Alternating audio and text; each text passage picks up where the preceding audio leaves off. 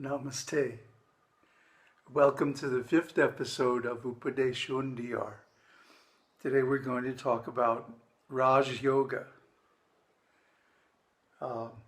Before I get to the material, I just want to explain something to everybody. That when I'm making these videos, it's not like I sit down with a bunch of books and assemble a bunch of materials and then, talk based on that. No, I actually work with the methods that are described in the text to get a feel for how they work and what they are. And only then do I report my experiences. So before doing this episode on Raja-yoga, I said, I've never actually tried Raja-yoga. I should go back and check it out. And so it was very interesting. And I'll get to my experiences in a little bit after I have read a couple of the shlokas and would define what we're talking about here. So in this section of Upadeṣa-undiyar, Bhagavān discusses Raja-yoga, and the principle of Raja-yoga is to use the breath to control the mind. Now, why is that important? Well, up till now we've looked at selfish karma, which only leads to rebirth, and unselfish service, which can lead to bhakti. Bhakti is very powerful because it helps us to surrender, to give up the sense of I, and especially the sense of being the doer, and allow the self to take over. Things always go better when the self is in control than when we try to be in control. But in Raja-yoga, again, one becomes the doer. And I think this is very interesting, especially when you hear my experiences, you'll understand why I'm amused by this. Now, the limitation with any method in which one sees oneself as the doer is that even if one attains samadhi by it, that samadhi is just temporary. Like before doing this series, if you've been following along, I started a series on purna-yoga, purna-samadhi yoga, with the idea being that in any of the chakras, one can attain samadhi by bringing that to its highest energy level. The only problem is it's temporary. And why? The root cause of that being temporary is that I am the doer. I am doing this yogic process. I am bringing the energy up to a certain point. I am going into this samadhi, and then I'm coming out of it again. In other words, it doesn't lead to full permanent enlightenment, which is what we want. So I had to think over it. Why did Bhagavān even include this section? And I think it has a lot to do with his own story and how he attained enlightenment at the age of 16 by going into a simulated death experience. He actually laid down on the floor, made his whole body stiff, and stopped breathing. That's a key part of his description. And he discovered something beyond the mind. So, of course, any of us can do that. But let's let him tell his story. In verse 11 and 12, he says, "By restraining the breath within, the mind will also subside like a bird caught in a net. This practice of breath restraint is a device to restrain the mind." And why is that? In the next verse he says, "Mind and breath are two branches which have knowing and doing as their respective functions, but their origin is one. So the mind, consciousness, or knowing in general is called the jñāna-śakti, whereas doing is called the krīya-śakti. And Bhagavan says they're both two branches of one tree.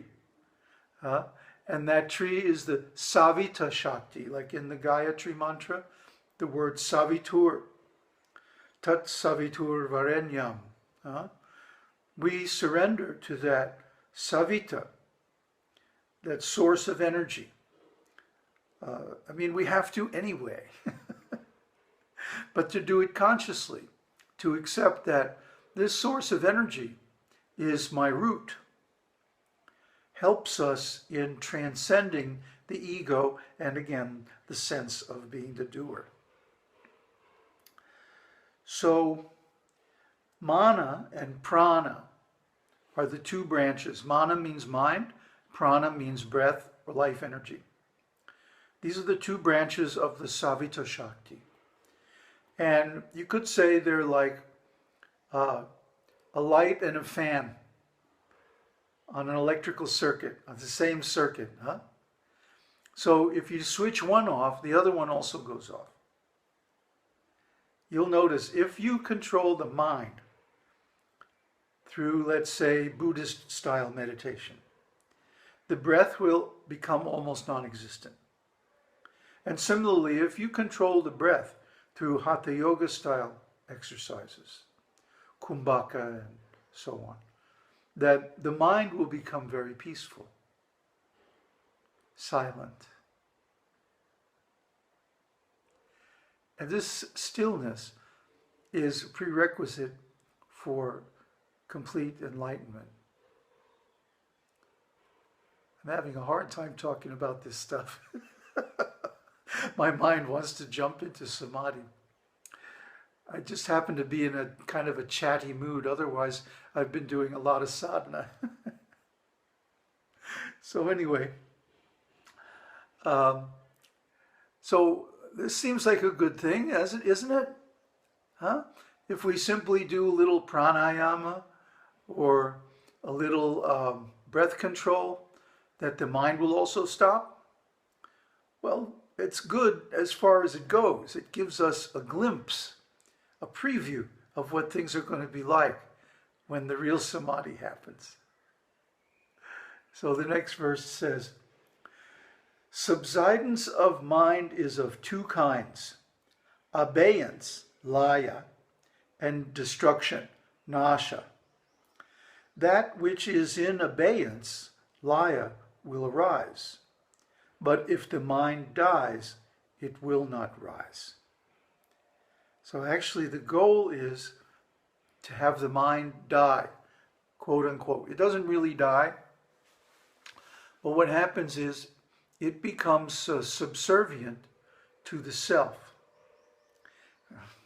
You know, language is so poverty-stricken. Actually, the mind is already subservient to the self. Self only loans it to the ego. And there are conditions. It's not unconditional, which is why sometimes the mind seems to rebel. I want to meditate and my mind goes running off all over the cosmos. Why? It's because I, the ego, wants to meditate. Maybe I want a gold star or something, you know, on my record from my guru. Oh, good boy, you meditated. Isn't that great? Or maybe I want to show off. I can make my mind silent. You see photos of these gurus, you know, with these big eyes looking all scary. They're trying way too hard because the mind is not really under control of the I, the ego I, the false I. Mind is an agent of self. And when self is attained, the mind becomes controlled automatically. Well, wait a minute, we're getting ahead of our story here. Okay, either the mind will subside temporarily, laya, lie down, but then it gets up again and starts running around. And there isn't a lot we can do about that if we insist on being the doer. But if we actually realize that I am the self, or rather the self only is, and this little false I is just a temporary illusion, just a bubble of foam on the ocean of consciousness. Once we realize that, the mind automatically comes under control, automatically becomes silent, automatically becomes disciplined by the self. And this is the true enlightenment. So even though the mind temporarily goes away during sleep, deep sleep, then it comes back again during dreams and waking consciousness. Or even if we faint or go into a coma or even die, the mind is temporarily restrained, but then when we come out of it again, mind is right there with a fresh load of vasanas or tendencies from our previous experience and drawn by our karma.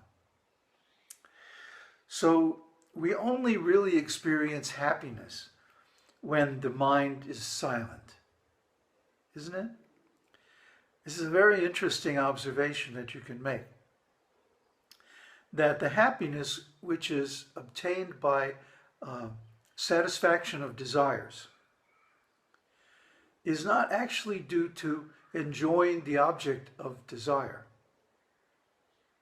but rather it's due to the relaxation of effort and the subsidence of the desire for that object.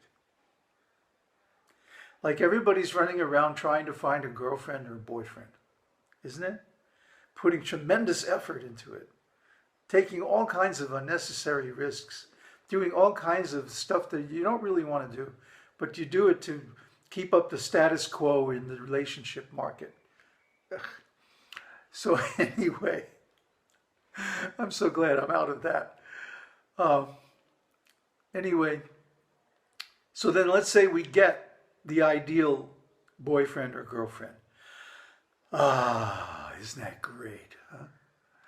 You know, but actually most of the pleasure involved comes from being able to let go and drop this tremendous effort, this running around searching for a mate. Isn't it? Look at it. The next time you get a moment like that, take a good look at it. See how much of it is due to enjoying the object of your desire and how much of it is due to stopping the quest, stopping the effort of running after this thing. Like, I finally got it, now I can relax. So this kind of happiness isn't really satisfying because it fades.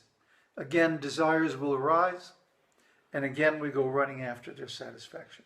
I'm not talking about ordinary desires like to eat or to take care of the trivial needs of the body.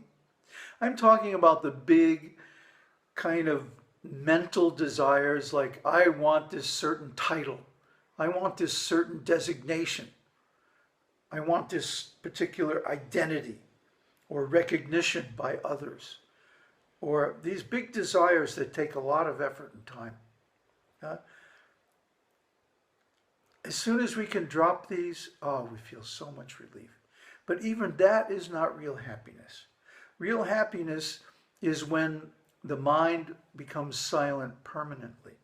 One time Bhagavān said, you know, as much effort as it takes you to make your mind silent, that's how much effort it takes me to form a thought. Now that's happiness. That's the real state of peace. So Ramana explains this in the path of Sri Ramana. For destroying the mind, it is enough if thoughts are destroyed. Let us therefore find out what thoughts actually are. This scrutiny is not an idle way of passing time. Is not the entire world struggling for happiness? Even this scrutiny is undertaken in view of obtaining that same happiness. Then what is the difference between the efforts of humanity in general and this effort undertaken by a spiritual aspirant? The efforts of worldly people lead only to a fleeting semblance of happiness, whereas the effort of an aspirant, self-inquiry, paves the path to perfect, eternal, and unlimited happiness. Therefore, this research is far more important and worthy than all other kinds of human endeavor. So this is why we talk about yoga, self-inquiry, as being the highest form of any kind of meditation. So in that light, this Raja-yoga is also just a step on the path.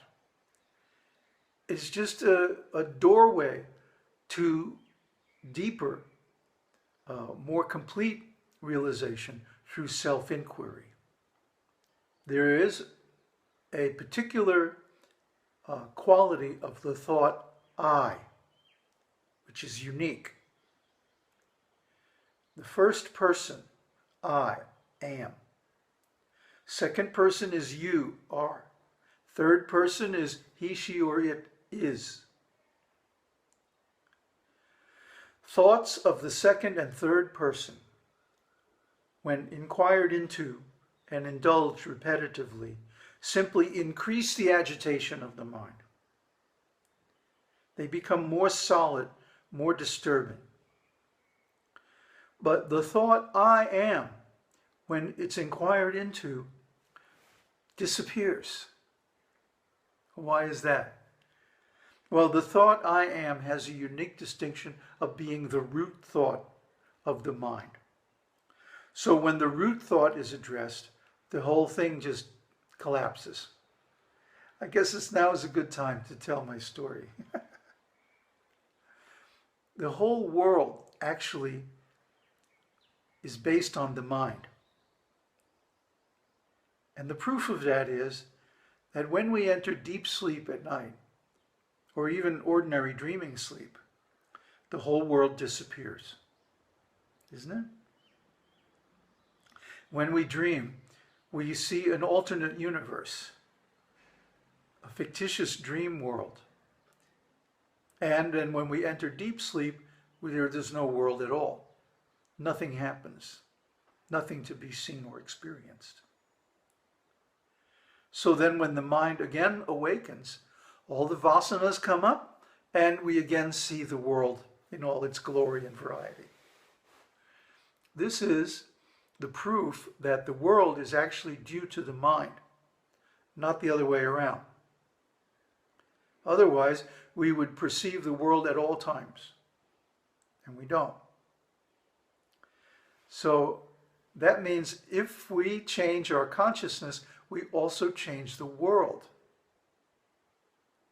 Isn't it? I'll give you a very trivial example. If you've ever been in love, infatuation is something that comes and goes very quickly within a few days. But our life doesn't change that quickly. Maybe we still have the same job, or going to the same school, or living in the same house, or whatever. Yet, when we're infatuated, when we're in love, and the hormones are raging, that world seems transformed. Many songs have been written about this. How, when a person is in love, the world is suddenly like springtime, everything is blooming, everything is beautiful, everything is great, right? And then when the inevitable happens and the love is over, then the whole thing is useless. There's a actually very beautiful song by Gilberto, Brazilian composer, called Useless Landscape. And that's it. The girl is singing, without you, here's this beautiful landscape of mountains and trees, I can see all the way to the ocean, and yet it's all useless because you aren't here. So you see, without this love, or without this beautiful consciousness, the world actually changes. So anyway, I was practicing this yoga, raja-yoga, by restraining the breath and going into samadhi. And I finally got to nirvikalpa samadhi. It's the first time, really, that I've got to it by this method. And I'm telling you, within 15 or 20 minutes, I had 3 women knocking on my door. Now, I mean, nobody comes to my place, huh? My place is way out in the middle of nowhere. You can hear it's so quiet, huh? Just a few birds, that's all. But suddenly, bang, bang, bang, ding dong, ding dong. And they wouldn't go away. They wouldn't stop. I was coming out of it very slowly because I was really deep, really gone. But they just kept knocking on the door. They wouldn't stop. So if you want to change your world, I mean, I can see people who want power, who want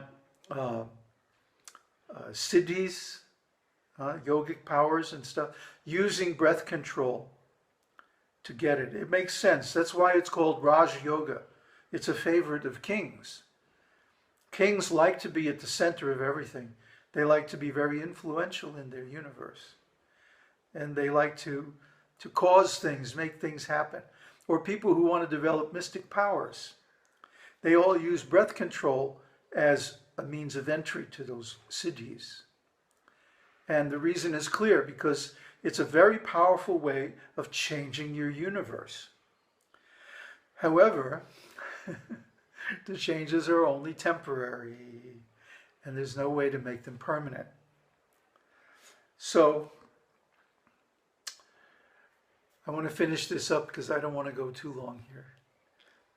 The next verse. If one makes the mind, which has subsided by restraining the breath, go on the one path of knowing and becoming one with self, its form will die.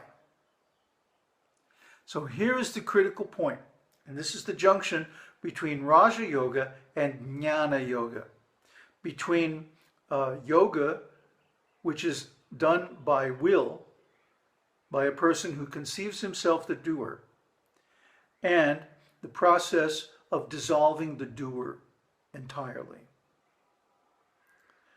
So, as usual, I have way too much material. I don't want to make this an hour video. So I'm going to publish a lot of it in the remarks, in the comments.